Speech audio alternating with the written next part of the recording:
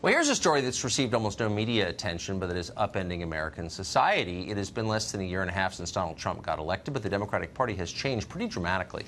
Just 6 years ago, for example, during his 2012 State of the Union, President Obama said this about immigration. Watch. I believe as strongly as ever that we should take on illegal immigration. That's why my administration has put more boots on the border than ever before. That's why there are fewer illegal crossings than when I took office.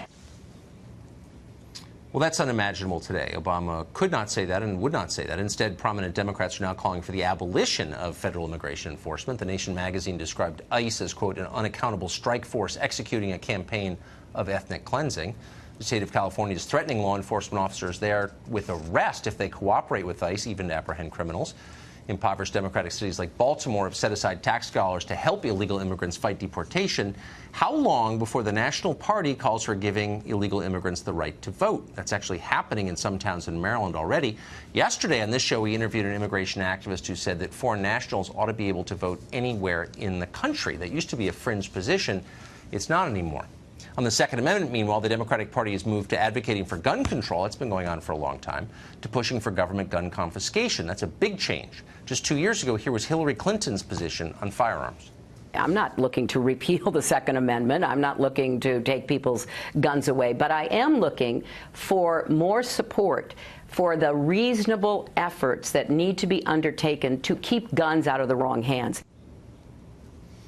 Well, those words could have been uttered any time in the last 30 years, but that was then. Democrats have just spent the last month openly calling for gun confiscation, Australia-style gun confiscation. And then just yesterday, former Supreme Court Justice John Paul Stevens demanded the repeal of the Second Amendment. Others have followed. That would have been unthinkable just a few years ago. And then on the subject of abortion, in the 1990s, you often heard Bill and Hillary Clinton say abortion ought to be, quote, safe, legal, and rare. As recently as 2009, Barack Obama agreed with them. Watch. So let us work together to reduce the number of women seeking abortions. Let's reduce unintended pregnancies.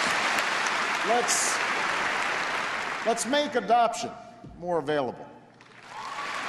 Let's provide care and support for women who do carry their children to term.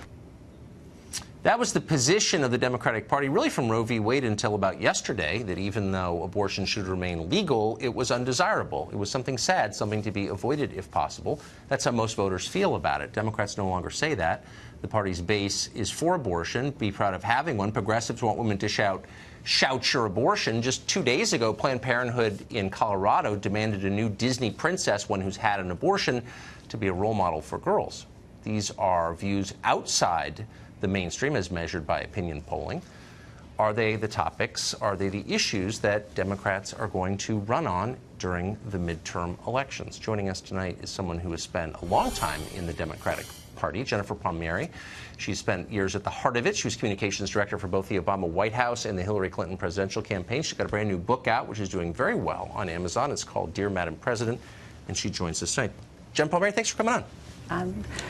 Happy to be here, Tucker. So a lot has been written about the changes in the Republican Party under Trump. It's changed a lot. There's no doubt about that. Right. The Democratic Party has changed, I would say, as much or more, and it's gotten very little attention. Do you acknowledge that President Obama going out and saying, I'm going to crack down on illegal immigration, couldn't say that today?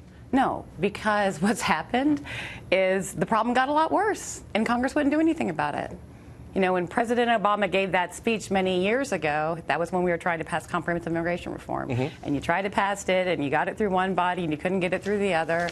And Congress is broken, and it won't pass it. And so the problem has gotten a lot worse in the meantime. But, like, well, that's true. What was that? What are you talking about? The Democrats are in the mainstream of views when it comes to guns and when it comes to immigration and when it comes to abortion. Well, then let me ask you a couple questions. And there's no one that thinks that abortion shouldn't be safe, legal, and rare. And I guess this is the part of this show where you set me up with a bunch I'm not setting you up. Extreme straw men. I mean, I don't know if it's a straw man or not. That don't represent the view of the Democratic Party. Let me just ask you a couple quick questions then.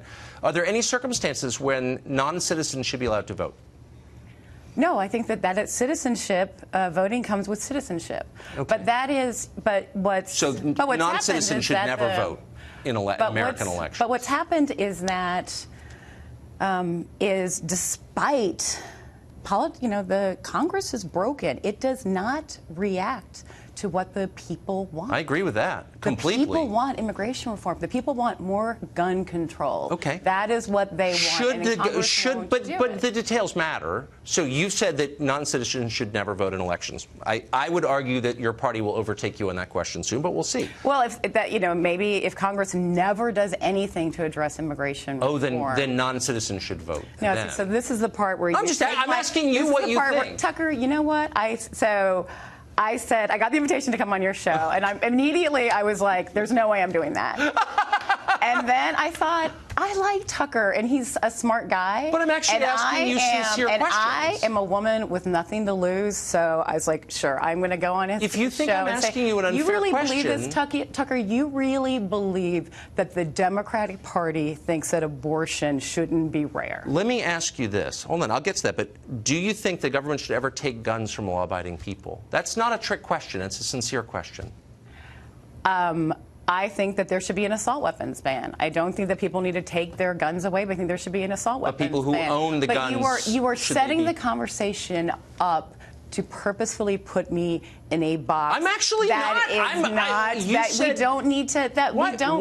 These are absolute. I think everyone watching, liberals and conservatives, would acknowledge that's a totally fair question. Why is that not a fair question? Because you don't want to answer it? I don't understand. No, because it is not. It's not a sincere question. It is very much a sincere question. It is, as a gun owner, I can promise you, I couldn't tell you how sincere it is. My husband has a number of guns too. That's great, but even if I didn't, should government ever take the guns of people who have not misused them? I think we've addressed it. And you don't think it should? Move on. You don't think it should? Or you don't want to answer on your list of questions that are designed to set me up. Tucker Carlson. If you think that's a setup, it tells you how sad our national conversation has become. Because my questions are totally sincere. They're right to the heart of the matter. I think they are sincere. Because they are sincere. I think a sincere question would be when it came to guns, wow. Do you know why people are taking to the streets? Do you know why people are calling for Australian what we're gonna do about it, actually. gun reform? But because children are dying in schools at I understand. an outrageous number. So